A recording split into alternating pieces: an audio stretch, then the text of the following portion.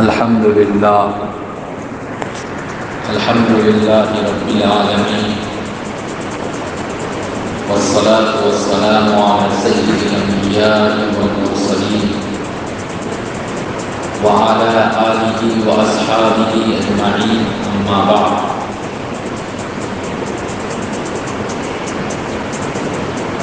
أعوذ بالله من الشيطان الرجيم بسم الله الرحمن الرحيم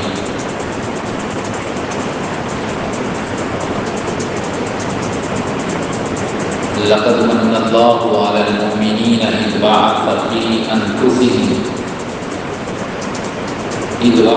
فيهم رسولا من أنفسهم يتلو عليهم آياته ويزكيهم ويعلمهم الكتاب والحكمة صدق الله العظيم.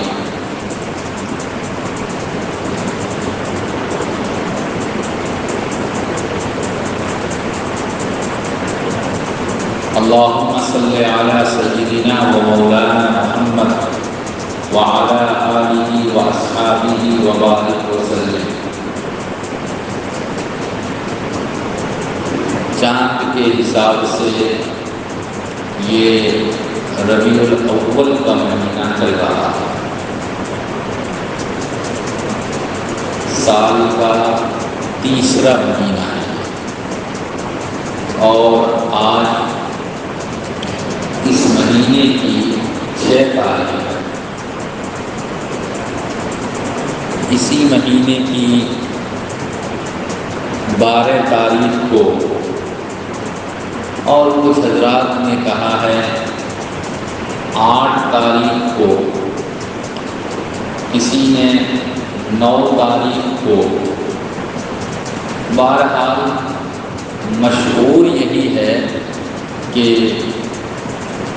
اس مہینے کی 12 تاریخ کو اور پیر کے دن، سوموار کے دن صبح صادق کے وقت اللہ کے رسول صلی اللہ علیہ وسلم کی پیدائش ہوئی، جنم ہوا.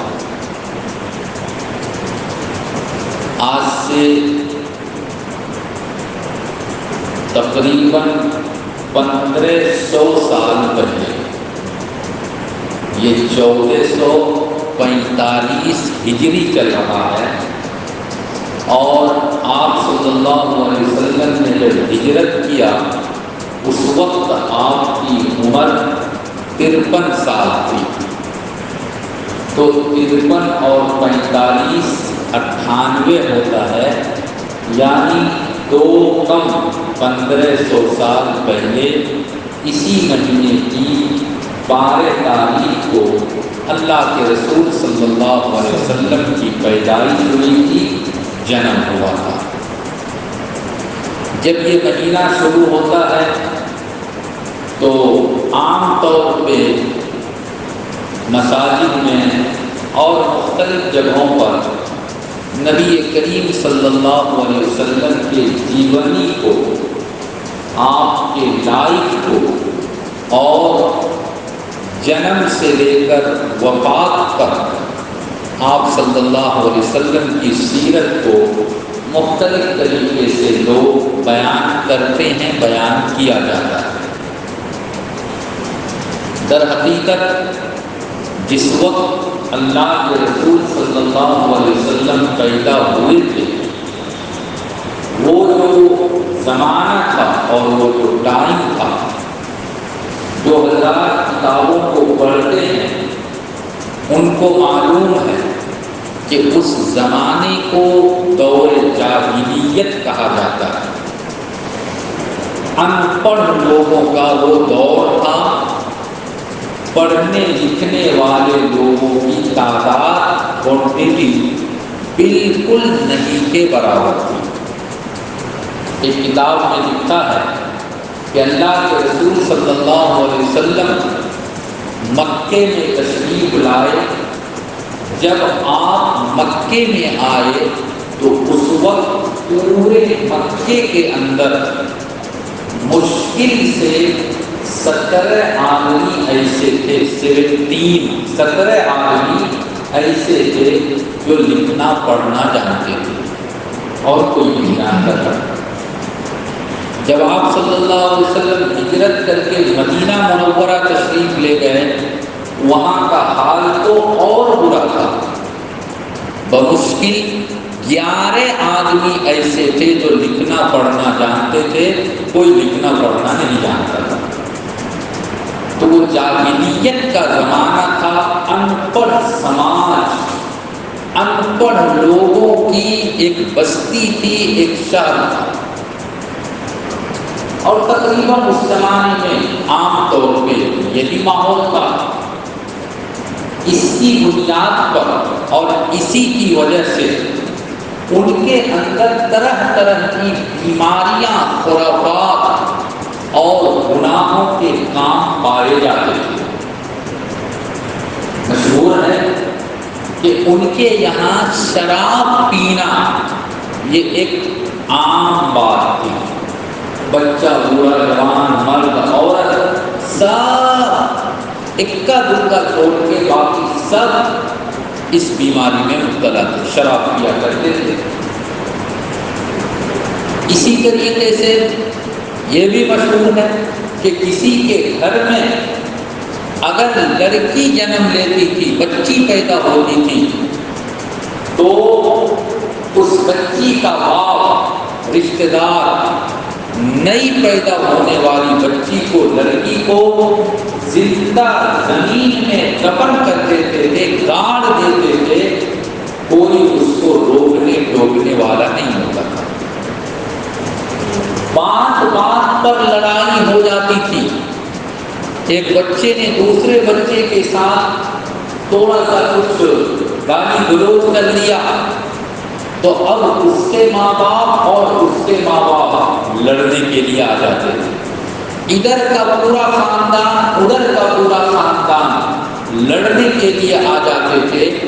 چھوٹی چھوٹی بات پر سالوں سال تک، مشہور ایک لڑائی ہے، 40 سال تک ایک چھوٹی بات پر 2 قبیلے اور 2 خاندان نے آپس میں لڑائی۔ جب چاہا، جہاں چاہا، جس کو چاہا لوٹ لیا، جتنی عورتوں سے چاہتے تھے شادی کر لیتے تھے، کوئی سیما نہیں، جتنا کرنا ہے کر لو۔ حتیٰ کہ عورتوں کو میراث میں ایک طرح سے تقسیم کر دیا جاتا تھا۔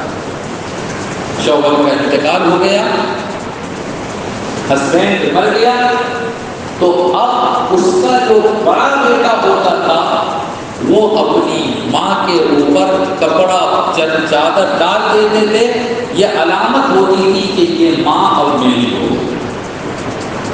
یعنی بالکل ان پڑھ سے ان پڑھ سماج تھا وہ معاشرہ تھا۔ حضرت عیسیٰ علیہ السلام کے 570 یا 71 سال کے بعد اللہ کے رسول صلی اللہ علیہ وسلم کا جنم ہوا۔ یہ جو بیچ میں اتنا لمبا زمانہ گزرا، تو عیسیٰ علیہ السلام کی شریعت کو لوگوں نے بدل ڈالا۔ جو کرسچن تھے انہوں نے بھی اپنے نبی کی شریعت کو بدل ڈالا، اور وہ ایک نہیں بلکہ 3 خدا کو ماننے لگے۔ شرک ان کے یہاں بھی آ گیا۔ یہودیوں کا حال یہ تھا کہ موسیٰ علیہ السلام 2000 سال پہلے آئے تھے دنیا میں تورات لے کر، اور ان کے ماننے والے اور ان کی قوم کا حال اس زمانے میں بھی اور آج تک ایک نسل، ایک پریوار کے لوگ ہی یہودی، کوئی دوسرے پریوار خاندان کا آدمی یہودی نہیں بن سکتا۔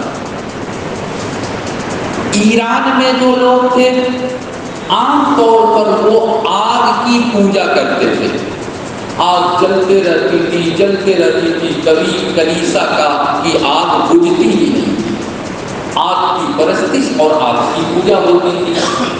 اس زمانے میں ہندو لوگوں کے یہاں 33 کروڑ دیوی دیوتا کی پوجا ہوتی تھی، 33 کروڑ۔ اسی پر کسی نے کہا تھا جتنے کنکر اتنے شنکر، یعنی بالو ریت جتنا ہے اتنا ہی ان کا دیوی دیوتا ہے۔ خود خانے کعبہ کے اندر مشہور ہے کہ 360 بت رکھے ہوئے تھے، ماحول اتنا بگڑا ہوا تھا، جہالت اتنی چھائی ہوئی تھی۔ ایسے ماحول میں ایک اور واقعہ پیش آتا ہے کہ مکہ واسی، مکہ کے رہنے والے، اگرچہ وہ کافر مشرک تھے، ایک اللہ کی عبادت نہیں کرتے تھے، وہ مسلمان نہیں تھے، لیکن ان کے دل میں خانے کعبہ کی بڑی محبت تھی۔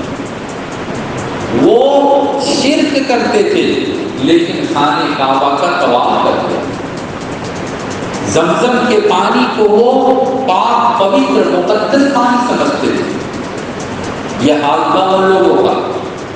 اس زمانے میں یمن کا جو بادشاہ تھا ابرہا، ان کے دل میں ایک خیال آیا کہ سارے لوگ خانے کعبہ میں جاتے ہیں اور وہاں جا کر طواف کرتے ہیں، اس کی عزت احترام تعظیم کرتے ہیں، میں خانے کعبہ سے بہت سندر سے سندر ایک گرجا گھر بناؤں گا یمن کے اندر، صنعا ایک جگہ کا۔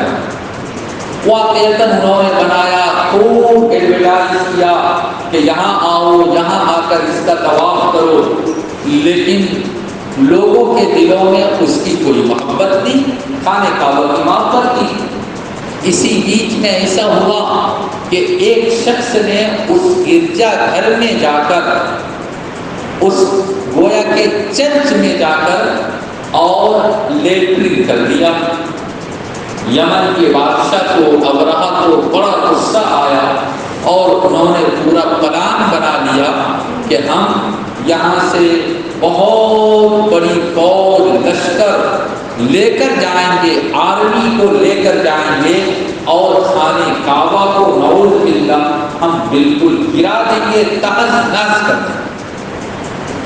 چنانچہ وہ آئے، مکے والوں کو پتا چلا، مشہور واقعہ ہے، تفصیل میں نہیں جا رہا، مکے والوں کو پتا چلا تو مکے والوں نے دیکھا کہ ہمارے پاس اتنی شکتی نہیں ہے کہ ہم ان کے ساتھ ٹکرا سکیں، ہم ان کا مقابلہ کر سکیں، ہمارے پاس اتنی طاقت نہیں ہے۔ اللہ کے رسول صلی اللہ علیہ وسلم کے دادا عبد المطلب نے کہہ دیا ان لوگوں کو کہ تم خانے کعبہ کو گرانے کے لیے آئے ہو، وہ جس کا گھر ہے وہ اس کی حفاظت کرے گا، ہم اس کی حفاظت نہیں کر سکتے۔ اور مکے کے کفار کو بھی اللہ پر یقین تھا کہ یہ گھر اللہ کا ہے، اللہ اس کی حفاظت کرے گا۔ چنانچہ ابرہا کے لشکر پر اللہ تعالیٰ نے ابابیل پرندے کو مسلط کیا۔ الم تر کیف فعل ربک باصحاب الفیل الم یجعل کیدہم فی تضلیل وارسل علیہم طیرا ابابیل۔ اللہ نے ابابیل پاکی کو، پرندے کو بھیجا اور اس کے چونچ میں مٹر کے دانے کے برابر پتھر تھا اور پورے فوج پر، پوری آرمی پر پتھر کو برسایا، سب کو ہلاک و برباد کر دیا گیا۔ جب یہ واقعہ پیش آیا تو کچھ لوگوں نے یہ آئیڈیا لگا دیا کہ ضرور کوئی نہ کوئی ایک اچھی خبر ہم لوگوں کو ملنے والی ہے۔ تورات میں، زبور میں، انجیل میں آخری نبی کے آنے کی خوشخبری تھی، لیکن کب آئیں گے یہ لوگوں کو پتا نہیں تھا۔ یہ واقعہ جب پیش آیا تو لوگوں کو یقین سا ہو گیا کہ اب ضرور ہی ضرور دنیا میں کوئی نہ کوئی خوشخبری کا واقعہ پیش آنے والا ہے۔ لوگ انتظار میں تھے، سب کو انتظار تھا، ان بیوہ عورتوں کو بھی انتظار تھا جن کا شوہر مر گیا تھا اور لوگوں نے اس کو اپنے سماج سے یا تو دھکا دے کر نکال دیا تھا اور یا پھر بہت سارے لوگ ان کے ساتھ غلط کام کرنے پر ان کو مجبور کرتے تھے۔ ان یتیموں کو آخری نبی کے آنے کا انتظار تھا، جن کا کوئی سہارا بننے کے لیے تیار نہیں تھا، جن پر ظلم اتیاچار ہو رہا تھا، وہ بھی انتظار کر رہے تھے کہ آخری نبی آئیں گے اور ہمارے سر پر ہاتھ رکھیں گے اور ہمارے حقوق کو لوگوں کے سامنے بیان کریں گے۔ سارے اس طرح کے مظلوم لوگوں کو، گرے ہوئے لوگوں کو، نیچے طبقے کے لوگوں کو آخری نبی محمد رسول اللہ صلی اللہ علیہ وسلم کے آنے کا انتظار تھا۔ چنانچہ یہی مہینہ ہے 570 عیسوی، ابھی تو 2023 چل رہا ہے، بعض حضرات نے کہا 570 اور بعض نے کہا 571 میں 20 اپریل کو یا 23 اپریل کو پیر کے دن یعنی سوموار کے دن اللہ تعالیٰ نے اپنے آخری پیغمبر اور آخری رسول کو دنیا میں بھیجا، یعنی ماں آمنہ کے پیٹ سے ان کی پیدائش ہوئی، ان کا جنم ہوا۔ اللہ کے رسول صلی اللہ علیہ وسلم دنیا میں تشریف لائے، بہت سارے اچھے اچھے واقعات پیش آئے، میں ان سب کو بتانا نہیں چاہ رہا۔ مجھے یہ بتانا ہے کہ اس وقت مکے کے اندر عام طور پر یہ رواج تھا کہ جب کوئی بچہ پیدا ہوتا تھا تو گاؤں دیہات میں کسی عورت کے حوالے کر دیا جاتا تھا تاکہ وہ اس کو دودھ پلائے، اس کی پرورش کرے، اور گاؤں دیہات کا تھوڑا آب و ہوا، وہاں کا ویدر بھی اچھا ہوتا تھا، اچھے ویدر میں، اچھے آب و ہوا میں بچے کی تربیت ہوگی، لالن پوشن ہوگا۔ تو اس موقع پر قبیلہ بنو سعد کی عورتیں مکے میں آئی۔ حلیمہ سعدیہ رضی اللہ تعالی عنہا جن کے حصے میں آپ صلی اللہ علیہ وسلم گئے، وہ کہتی ہے کہ میرا ایک لڑکا تھا عبداللہ، میرے چھاتی میں اتنا دودھ نہیں تھا کہ میں اپنے بچے کو دودھ پلا سکوں، میرے اپنے بچے کا پیٹ نہیں بھرتا تھا، میرے پاس جو اونٹنی تھی بالکل کمزور سے کمزور اونٹنی، میں تمام عورتوں کے پیچھے سب کے بعد مکہ آئی، عورتوں نے مکہ آ کر اچھے اچھے گھرانے کے لڑکوں کو تو لے لیا دودھ پلانے کے لیے، میرے حصے میں کوئی نہیں بچا تھا۔ میں یہ سوچ رہی تھی کہ بس ایک بچہ ہے جس کا نام اس کے دادا نے محمد رکھا تھا، ایک بچہ ہے، یتیم ہے، باپ نہیں ہے، میں اس کو لے جاؤں گا تو کیسے کھلاؤں گا، اس کے گھر سے مجھ کو خرچہ بھی نہیں مل پائے گا، یتیم بچہ ہے اور میرے گھر کی حالت اور استھتی بھی اتنی اچھی نہیں ہے۔ لیکن انہوں نے سوچا کہ اگر خالی ہاتھ جاؤں تو یہ بھی اچھا نہیں، چلو یتیم ہی صحیح، اسی بچے کو میں لے لیتی ہوں صبر کر کے، اور اسی کو لے کر میں اپنا گھر واپس لوٹتی ہوں۔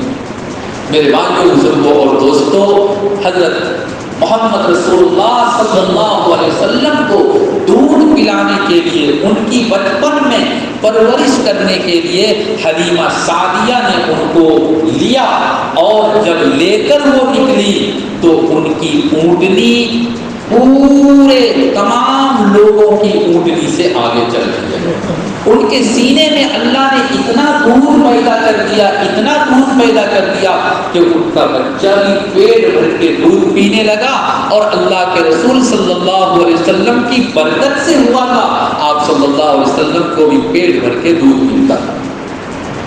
اس نبی کی وجہ سے آپ کے مکے کے اندر بھی خیر آیا، برکت آئی، اور حلیمہ سعدیہ کے گھر میں پورے گاؤں کے اندر، پورے علاقے کے اندر خیر آیا اور برکت آئی۔ حقیقت میں اللہ تعالیٰ نے اپنے آخری پیغمبر اور آخری رسول کو بھیجا ہی تھا رحمت بنا کر، وما ارسلناک الا رحمۃ للعالمین۔ اللہ نے آپ کو پوری دنیا کے لیے، چاہے وہ انسان ہو، چاہے وہ جانور ہو، چاہے وہ درخت ہو، پیڑ پودے ہو، دنیا کی تمام مخلوقات کے لیے، حتیٰ کہ اگر وہ جن ہیں تو جنات کے لیے بھی اللہ نے اپنے آخری پیغمبر کو رحمت بنا کر بھیجا تھا۔ رحمت والے نبی ہم کو اور آپ کو ملے، انہوں نے ہمارے اور آپ کے ساتھ پوری مانوتا کے ساتھ، انسانیت کے ساتھ رحمت کا کیا کیا معاملہ کیا، اللہ نے اگر توفیق دی تو اگلے ہفتے میں